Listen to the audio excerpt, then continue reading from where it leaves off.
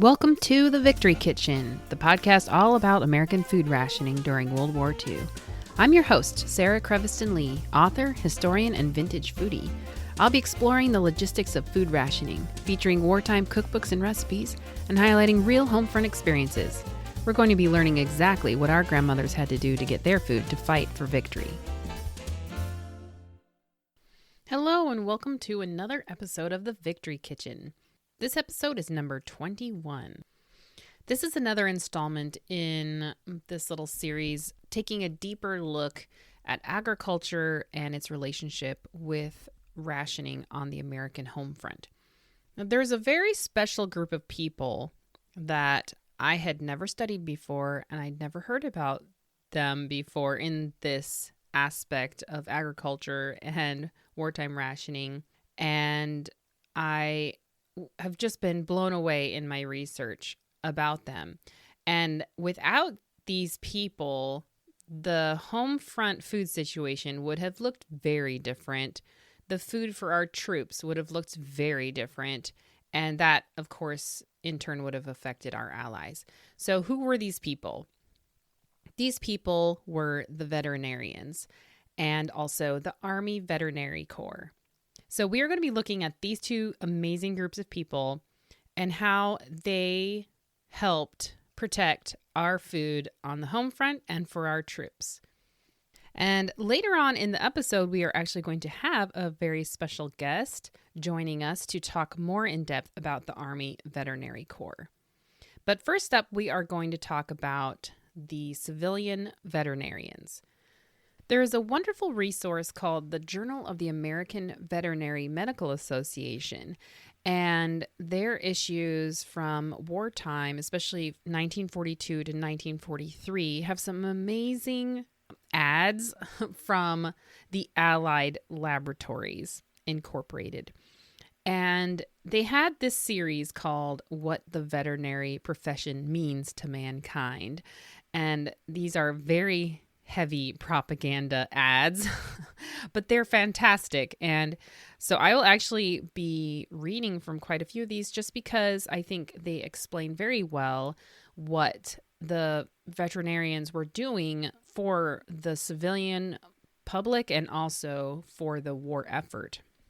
One of the ads says, "Due to the magnificent manner in which veterinarians are performing today, the V, which is emblazoned on the insignia of the veterinary profession, may well be regarded as a V for victory." And I really love that. It is just kind of the tip of the iceberg with the patriotism in these ads, where the veterinary symbol is the medical staff with also some wings and then a V for veterinary. And they are associating that with also victory. And there are many more V's to come.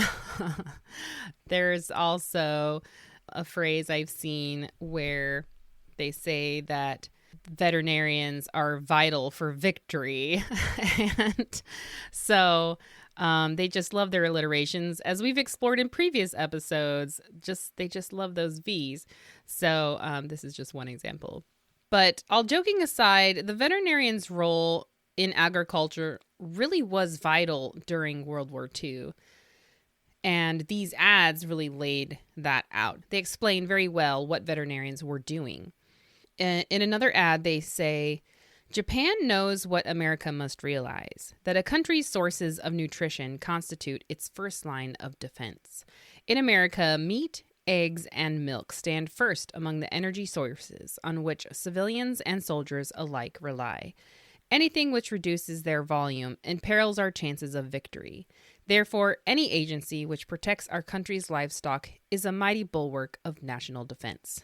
The safeguarding of these resources has long been the responsibility of the veterinary profession.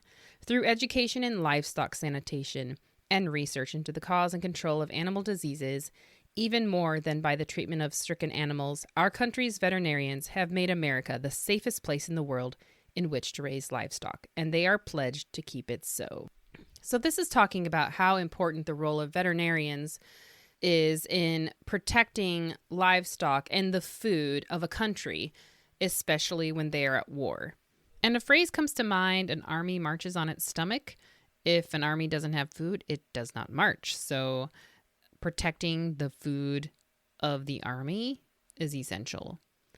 So one of the jobs that veterinarians did on the home front was to keep livestock healthy and to protect them from diseases through vaccines. So they cured sick animals, and this in turn helped keep livestock numbers up and meat prices down. And this is important in economic principles. The more livestock you have in the market means that the meat prices can be kept low. And especially in wartime when, meat is in high demand, this is really important. Another really important role that they had in part of this keeping livestock healthy was to control disease outbreaks. A few years ago, I remember there was an egg shortage because of a chicken sickness killing thousands of chickens. And I remember in college, there was some turkey farms nearby, and there was, I think, a sickness going around. And so they were quarantining these turkey farms. You could not go near them. You couldn't step foot on their farm just for fear of spreading diseases, to prevent these outbreaks. And so, this is still a very important practice in raising livestock is, preventing these and controlling disease outbreaks. This is something that, being in 4-H that we've learned about, when we are getting our chickens tested or even going from, a friend's farm to another farm, just learning to, spray your boots with a Clorox type solution just so we don't spread diseases. And I even had a chance to talk with my sister-in-law whose brother works for a big meat company. He's a veterinarian, and she was explaining to me the process that he goes through when he is, going to check animals on different farms, that he has to shower after each farm. And one day he had to shower like 12 times. And it's just a very tedious but very important process to go through in order to protect all these farms from diseases spreading. And this is something that they understood in wartime as well. One of these Allied laboratory ads featured a story about an Iowa farmer stating that had he tried to treat his own livestock, that state might have had a costly epizootic of anthrax in 1942 because he had the foresight to call a veterinarian who, through laboratory diagnosis, demonstrated the nature of the infection. That highly dangerous and devastating disease was prevented from spreading to neighboring farms. Only the common sense of an American farmer and the alertness of his veterinarian prevented it from making untold inroads on our meat supply at a time when the nation needs every ounce of food it can produce. A dramatic illustration of how the veterinary profession safeguards the nation's welfare.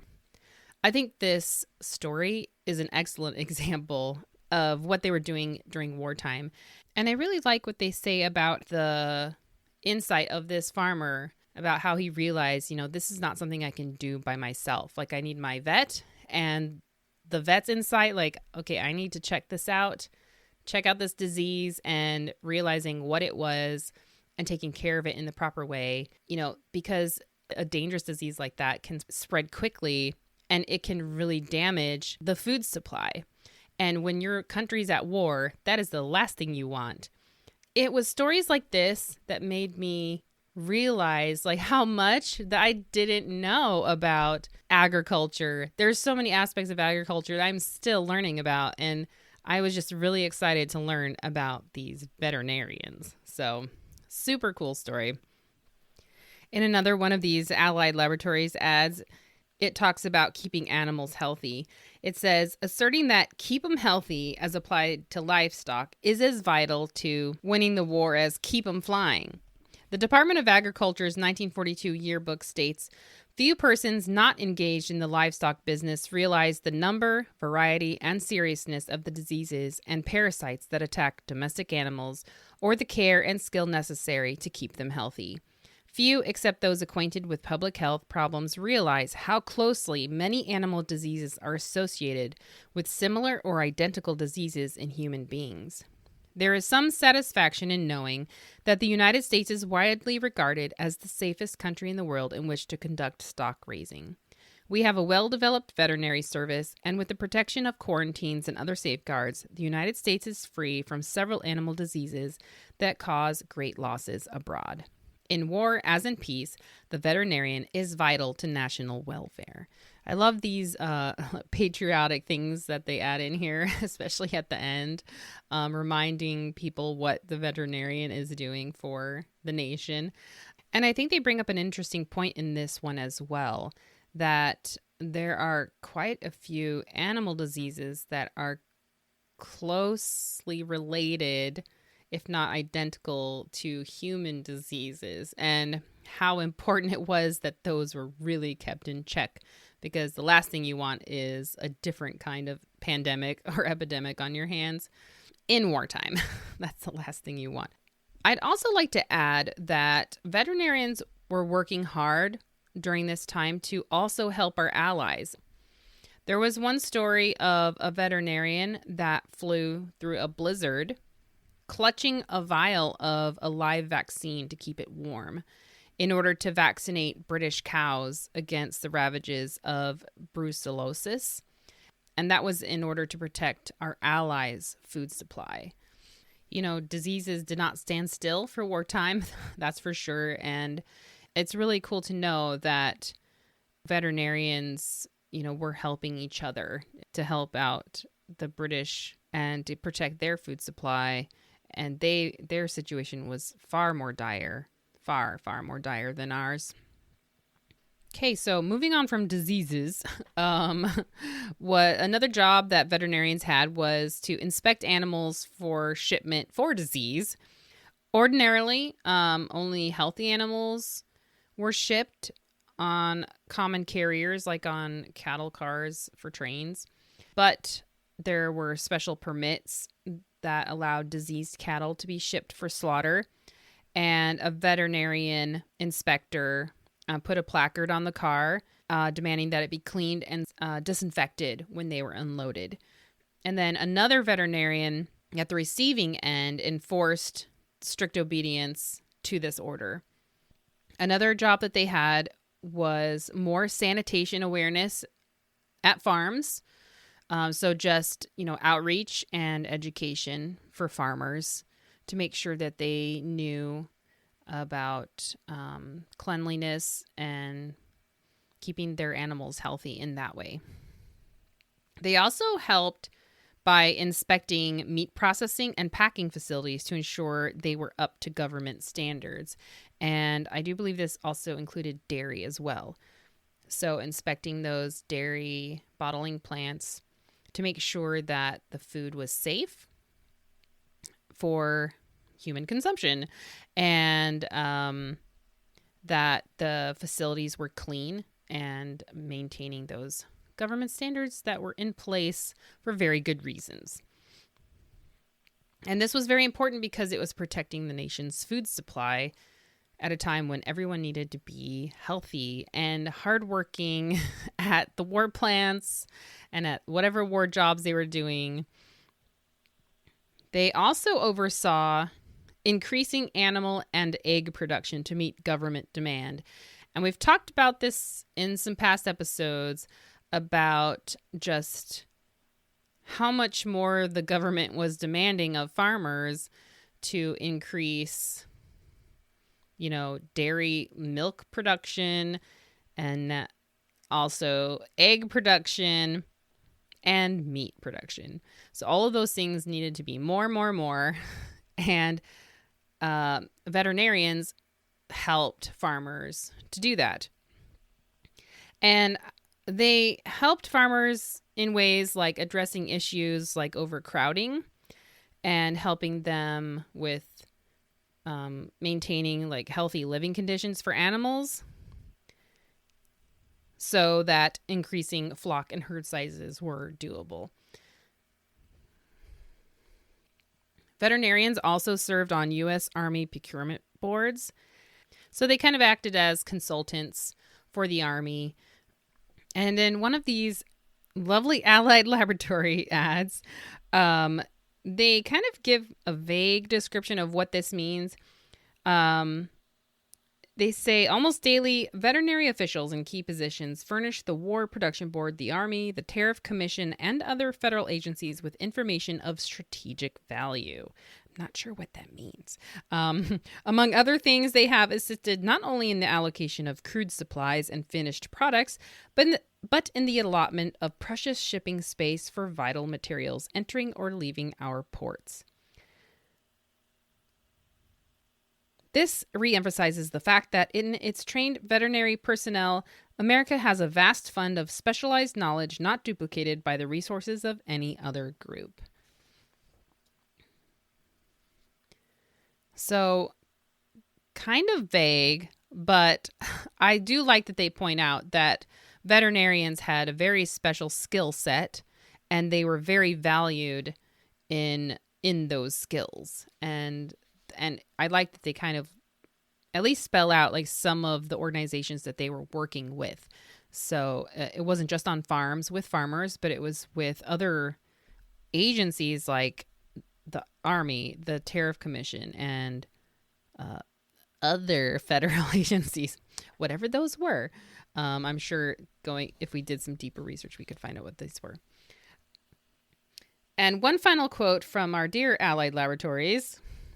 They say, in war and in peace, veterinary science is essential to the production and conservation of food. And I couldn't agree more. I think when it comes to this part of our country's history, the role of veterinarians in the preservation and protection of our food supply just hasn't been talked about enough. And especially the role of the Army Veterinary Corps, the role that they played in not only protecting the civilian food supply, but also that of the military. That's something that really needs to be acknowledged. And to do that, we have our special guest. To talk with us about the Army Veterinary Corps is Amy Gulick, Doctor of Veterinary Medicine. Dr. Gulick graduated from Texas A&M University in 2021. She got her undergraduate and master's degrees in animal science at Texas Tech University. Her graduate work was focused on brisket disease, which is a form of heart disease that affects cattle. Amy has recently relocated to her hometown to begin practicing companion and exotic animal medicine. She has been interested in World War II history since she was a young child and first read the American Girl books about Molly. She enjoys collecting antiques, especially kitchen items and vintage cookbooks. And I have to add, a woman after my own heart. Oh, yes. So welcome, Amy. Thank you. Oh man, I'm so excited to be here. I've been a fan for a long time, so I told everyone I know. Very excited. Thanks so much for joining me. So I was very excited when you first told me about the role the Army Veterinary Corps played in protecting the food supply of the armed forces in World War II and of civilians. And so this fit perfectly into the season's discussions, diving more into agriculture and its relation to food rationing. I was wondering if you could tell us more about the specific jobs the Army Veterinary Corps had on the home front when it came to getting food to the soldiers around the country. Yeah, absolutely. The Army Veterinary Corps had really 4 primary roles. Their first role is probably the most obvious to everybody, and that's taking care of Army animals, dogs, and there were a lot of mules used in World War II, especially in the areas where guerrilla warfare was done and vehicles couldn't necessarily reach. And so the Army veterinarians would take care of them. That's kind of the most obvious. They also had a pretty big role in training enlisted men to be nurses or veterinary technicians for the animals. So a lot of these enlisted men had an interest in veterinary medicine, but may have had no experience handling large animals, so handling cattle and horses and things like that. And so the veterinarians would train them in how to handle these animals and kind of triage. They also had a huge role in research. So especially in food production, and there were a lot of a lot of advancements made in research during the time period. But the fourth role, which I would say was and is their primary role, was ensuring food safety. So, the Army was all over the world, stationed all over the world, and the places that they were in may not have had good quality water, good quality food. And so it was the Army veterinarian's role was to ensure the health of animals both before slaughter, and then take a look at the abattoirs and the slaughterhouses and make sure that proper hygiene practices were being followed so that the soldiers were able to eat food without getting sick. And I think that's something when it comes to food rationing or just food processing in general, I don't think most people associate veterinarians with like food safety. Maybe I think of just like the USDA as just like, oh, these people that just check the food, make sure it's safe. But like, who are those people? Like, we don't think about who those people are, what their titles are. And, veterinarians are the ones that do this work. And I think that's, I think that's something people don't realize. Right, absolutely. I mean, people may not know this, but every single piece of meat that you consume that's inspected by the USDA has been inspected by a veterinarian. and that's true today. And I don't think people realize that. And even in the 40s, the United States was considered top of the line in food safety. And that kind of changed sort of at the turn of the century, based on a book called The Jungle by Upton Sinclair. And it pointed out some of the serious issues in food hygiene and food safety. And some major overhauls were made at that time. And kind of from that point forward, the U.S. became really on top of things in regards to food safety. And of course, traveling in the wars in World War I, but especially in World War II, they had a huge role in making sure that civilians and Army members of the military were safe. Yeah, one of their jobs was to inspect the meat processing and the packing houses. Mm-hmm. And they inspected the meats. And this was a massive job, especially in wartime when meat was like the hugest commodity that the Army was like getting for the soldiers. And one of the sources that you shared with me, the Veterinary Service in Wartime, published by the Veterinary Magazine Corporation in 1942, it had a chapter that detailed the enormous task in front of them.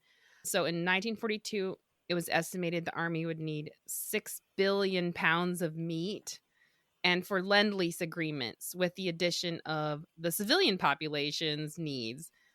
And it says, incidentally, it may be pointed out that the processing of this enormous quantity of food will be carried out under the supervision of the veterinary service. It will be inspected at purchase, at manufacture, at issue or shipment, and its wholesomeness and grade certified to by this service, and not a pound of it can be paid for by the government except upon the certification by a veterinary officer that it meets government contract specifications. And it sounds super tedious, but that's 6 billion pounds had to be passed by, a veterinarian every single pound. And that's just mind blowing to think all that meat that had to pass by those inspectors. Just so that the Army and the civilians could be safe, and our Lend-Lease, our allies could be safe. So just crazy to think about. It is. It's incredible that just the sheer poundage of meat that they had to inspect. It was definitely a huge task. Yeah. So there was also a special Army veterinary school called the Army School of Meat and Dairy Hygiene. Can you talk about the importance of this school? Yeah, so that school opened just around the time of World War I in 1917. The name changed a few times, but the school was the same. And kind of their main purpose was consistency. So, veterinarians, when you graduate veterinary school, we all have a general understanding of what's okay and not okay for large animal safety as it translates and as it relates to food safety. But I think some veterinarians were a lot stricter than others about what would pass and what would not pass. And so this school was to ensure consistency among inspections, and kind of in reference to what I was talking about earlier, they also wanted to train enlisted men. So enlisted men who were interested in food safety and being technicians, I think they were called food hygienists. They trained at that school as well. And so in 1940, kind of before the war, I mean, the U.S. was really gearing up for involvement in the war in one way or another, even though we weren't officially involved. And so they started adding some more specific training courses to the School of Meat and Dairy Hygiene. And some of those were refresher courses for veterinarians who hadn't graduated in a while, hadn't really thought about those things in a while. Some of those were some hygiene courses. And then there were some specialty training courses for officers that wanted to specialize in one area or another. And it covered training over inspection of all different types of meats, from eggs to sausages to really anything. And the Army veterinarians who trained at this school, not only were they overseeing military food, but they were also overseeing civilian restaurants, especially those that military personnel frequented a lot.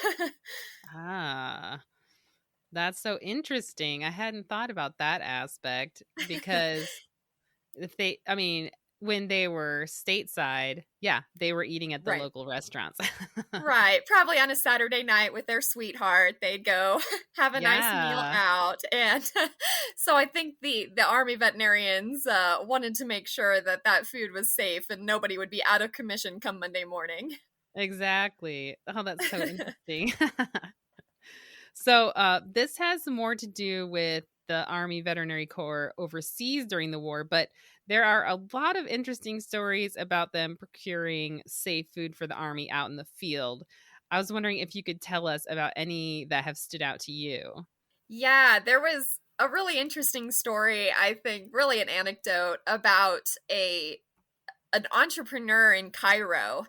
And he knew that the Army veterinarians were very strict about what food they would accept and the facilities that they would buy from. And so this Cairo dealer he consulted with some veterinarians and found out what it was they were looking for. And he actually built a chicken processing facility so the Army would exclusively buy from him, which was very smart. So he listened to what they had to say and built a facility that was just for them.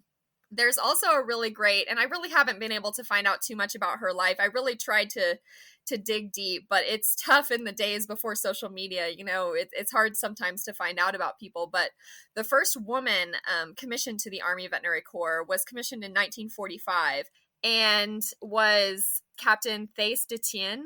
I believe she entered the Army as a lieutenant, but I believe when she left, she was a captain.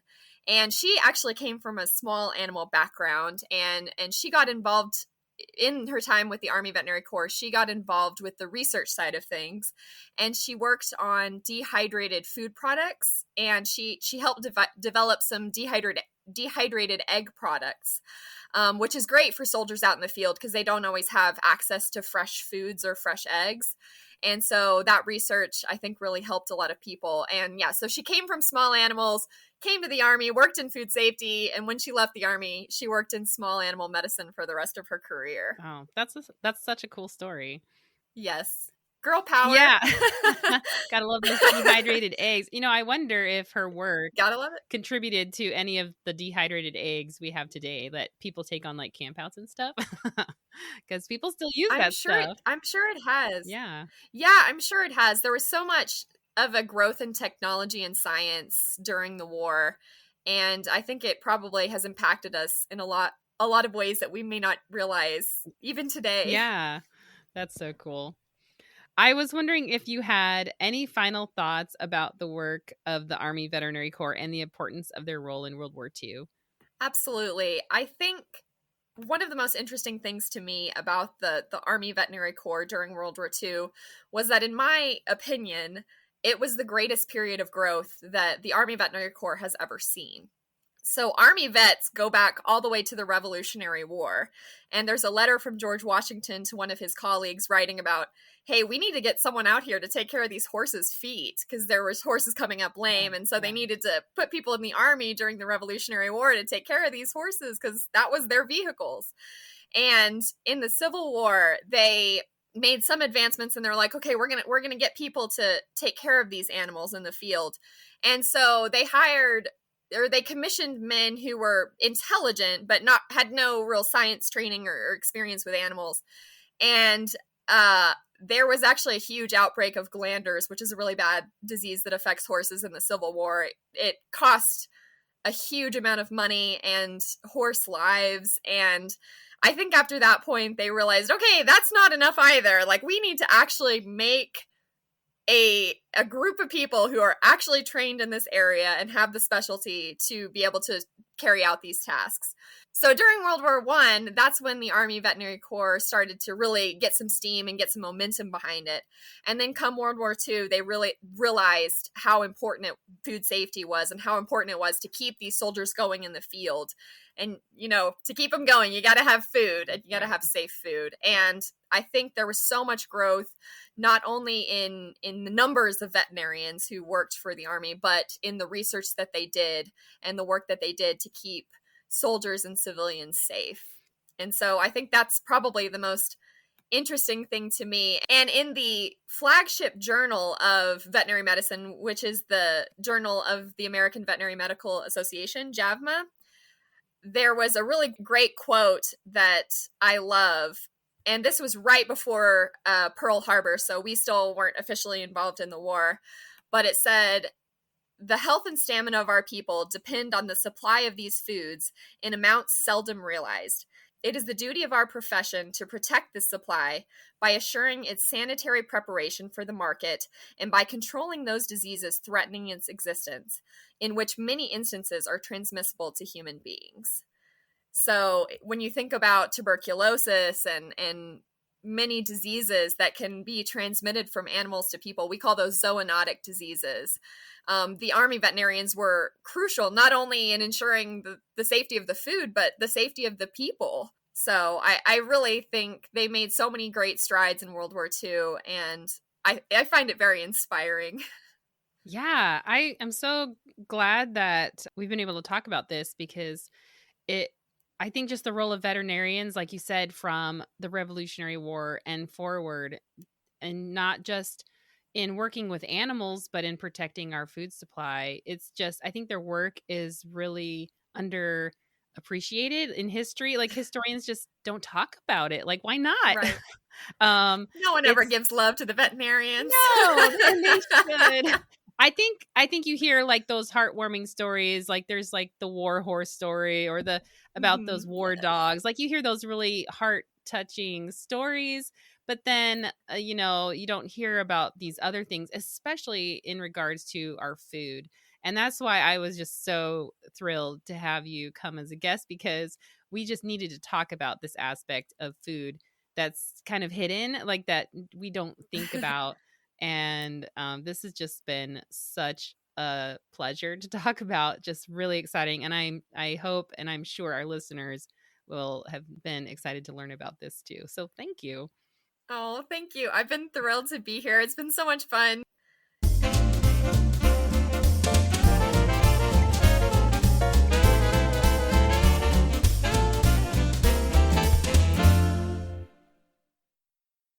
Today's cookbook feature is Meat in the Meal for Health Defense, Compliments of the R. Binder Company. This was published in 1942 from the National Livestock and Meat Board. So are they biased toward meat? You bet they are. Their introduction to this cookbook says, "The right kind of food and enough of it for each day's needs should be our watchword. So important is proper diet to the health and welfare of America that the federal government has set up a national nutrition program as a vital part of the nation's defense efforts. Every homemaker can help in carrying out the program by seeing to it that her family has all the foods which are essential to health and vigor. The National Livestock and Meat Board presents this book of meat recipes to help make every meal more enjoyable and more nutritious. So they're making reference to this national nutrition program, and they're saying this cookbook is going to help you follow this national nutrition program because these are some fabulous meat recipes. Now, this cookbook is divided up by types of meat. So it's divided up by beef, veal, pork, lamb, sausages, and then specialties, which, can you guess, is organ meats. They also have a really cool section in the middle called 30 Answers to the Leftover Question. And it's this big table of all these ideas for using up leftovers, which is pretty cool. Now, the neat thing with each section is that it has these meat recipes, and there's some really nice pictures in here as well. But then they've got these more economical recipes. So each section kind of calls them something different, but this one's called Beef Budget Balancers. That alliteration. And so it's just ways to stretch your meat. And then there's in the beef section, there's even accompaniments and extenders for variety and economy. So more ways to stretch the meat. And then at the back of each section is a table, beef and what to serve with it. And it has it at the back of each section, at least for the main meats like beef, veal, pork, and lamb. And if you go to my blog, I will have images of these tables where you can see all the different meal ideas that they have, which are really cool to see. And I dare say have given me some inspiration of things that I can serve using these different meats and different sides and even dessert ideas. So definitely check those out on my blog. Plus, it's got a really cute, unique, patriotic cover, so you'll definitely want to see that. All right, for my first recipe, I tried paprika schnitzel. And this is a veal recipe. And I did do some research about veal, and I will leave a link on my blog if you'd like to do more research as well. But I've only had veal one other time in my life. But I've never actually cooked it myself. I had it at a restaurant. So this was my very first time cooking with veal. And this recipe was a little bit vague because you take your 1.5 pounds of veal steak and you just cut it up in little pieces. You season it with salt and pepper and you dredge it with flour.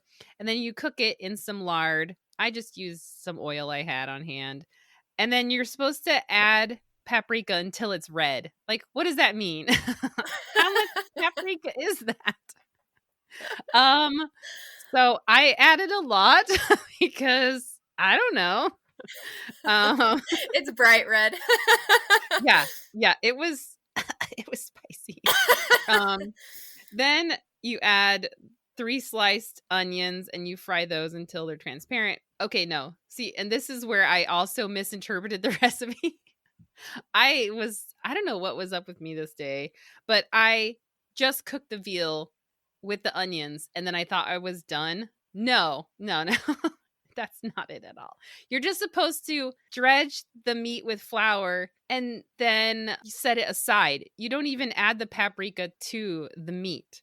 You heat the lard, you add the paprika to the lard, then you add the onions and cook them. Then you re-add the meat. And I did not read it that way. So obviously, like I think by now, most people know I'm notorious for not reading through recipes all the way. I really don't know why I do this. But anyway, then I added a 1/2 cup of sour cream and then I cooked it until it says to cook slowly for 30 minutes until tender, but veal is already really tender, so I don't think this is necessary. Maybe this is because our modern veal is more tender as opposed to 40s veal. I don't know. Anyway, I just cooked it until it was bubbly and warm. And yeah, it was actually quite delicious. But like I said, really spicy. I think I tone down the paprika next time. But yeah, it was nice. I don't know how German this is. They call it schnitzel, maybe because they cut it up. I don't know. How did your recipe go? I thought it was really good. I made lamb stew with dumplings. So, where I come from in the South, we take dumplings very, very seriously. And there's Oh, kind of the biscuity kind versus kind of the noodly kind. This was more of the biscuit kind. okay. And so you cut your meat up into 2-inch pieces. You're supposed to use lamb shoulder. I went to every grocery store in town and I could not find lamb shoulder, but I did find lamb stew meat, which is probably shoulder because, shoulder is a less tender cut of meat. So you would use that in a stew. And so it was already diced up into pieces for me, which was nice. And you're supposed to brown it in lard. I bought lard because it's not a fat that I use very often. And I was like, you know what? We're going full out. We're going to try this. So, so you brown it in lard and you add water. It said to add 3 cups of water. It was not enough water. I ended up doubling that because it was just so little water and it ended up being kind of like looked dry and not stew-like. And so I ended up doubling the water. And that worked really well for me. And so you cook the meat for 2 hours on low, which I did. And then you chop up onion, carrot, and potatoes and add that. And you add that about like 45 minutes to an hour before the meat's done cooking. And then, stew it all together for the remaining 45 minutes. And then about 15 minutes before it's done cooking, you add in the little dumpling mixture. They're tomato dumplings, so you use tomato juice. So they were kind of a pinkish orange color. Interesting. And I don't know that I could really taste the tomato strongly in the dumplings, but they were really cool color. They tasted really good. I was very pleasantly surprised at how much they puffed up once I steamed them. They were kind of, small little floury balls, but they like really puffed up to really nice dumplings in just, 10, 15 minutes. And it was really good stew. It was very hearty. So I think a small bowl goes a long way. I really liked it. That's great. I think that's the great thing about lamb. It's just got a really rustic flavor. I wouldn't say gamey, kind of like venison is, the gamey, but it's just a different, it's definitely different than beef. But I don't know. It's a very, I don't know, earthy flavor. Yeah, exactly. It's perfect for stew. Oh, cool. I'm going to have to try this one. It sounded really good. It was really good. I think it's the perfect fall recipe, once it starts to get cold, which it was like 90 degrees out when I made this. But if you wait till maybe it's like 60 degrees out, I think it would be perfect. Yeah, it was a trial run. So when fall arrives, you can make it again. For sure. All right. So for my last recipe, I made lamb pie with biscuit rings. This sounded very interesting to me because I was like, what the heck is biscuit rings? But they're exactly like what they say. They're biscuits with a hole cut out in the middle. And I was also thinking, but why? Why would you do that? But this one has, lamb, onion, that you cook in some lard. Then what's really cool is you also add a can of vegetable soup. So that is the base of this pie. And I actually forgot to add the seasoning, which was a teaspoon of Worcestershire sauce, salt, and pepper. So I think I was distracted by my kids, so I just forgot that column. You should have borrowed some of the paprika from the first recipe. Yeah, I could have used that. And this is one of those meals that is perfect for like a wartime mom or just anyone who just is tired at the end of the day, because all you have to do really is brown the meat and the onions and then add the soup and some water and the seasonings, and then you mix up these very interesting biscuits. Now, these aren't just regular plain old biscuits. These are pimento biscuit rings. And pimentos are like the darling of the 1940s. They loved pimentos so much. And so you pretty much make a regular biscuit, but you add chopped pimentos and parsley to this biscuit mix. And I was very excited because I haven't been able to use pimentos lately, and I just really wanted to try it. And these are awesome biscuits. They just have that really peppy flavor from the pimentos, and they give the biscuits a really pretty color. You know, when I was cutting them out, like the rings, I thought, this is dumb. Why am I doing this? Why am I cutting these into a ring? But the 1940s strikes again. They are so clever. This is why. Because not only by cutting out the center, they actually cook faster, but you're also giving yourself more dough to make more biscuits. And I was just like, what? These people are so smart. And so it was actually kind of like a stretcher recipe. Like, I can get more biscuits out of this recipe because I'm cutting the center out. I don't know. It's like a silly thing, but not really. I don't know. I think it was just very clever recipe. So you put your little casserole in a dish, and then you put your biscuits on top that are half baked as well. So they save you time in that way too. So you just warm it up, then you serve it, and you cook the extra biscuits on the side. And that's your little dish. And it was delicious. It was so easy, and it came together really fast. So this is a winner in my book. The lamb tastes very good.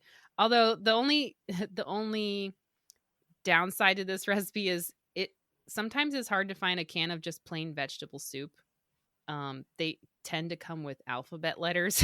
So at least that's what my husband said. He went shopping and I picked out all the alphabet letters. Actually, my son did. He did part of them, and I had to pick out the rest because I'm like, I'm not having letters in my wartime recipe. I don't know. Anyway, it was still very delicious, and I highly recommend this one. So I will have all of these recipes, including Amy's recipe and her picture of her delicious stew, on my blog for you to check out.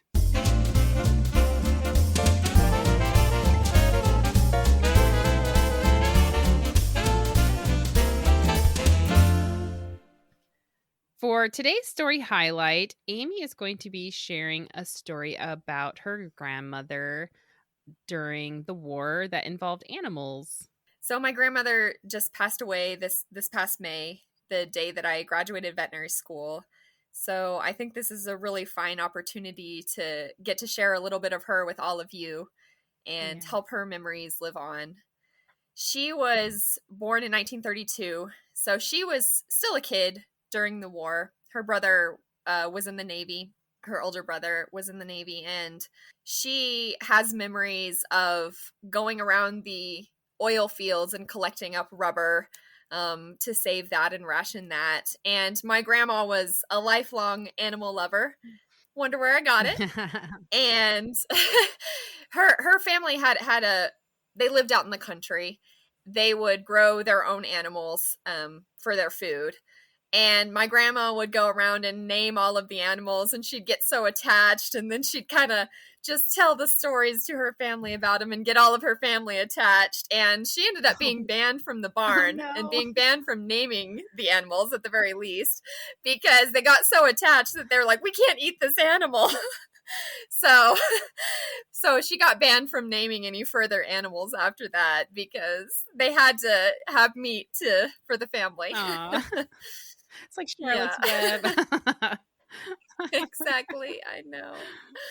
Oh, that's so sweet.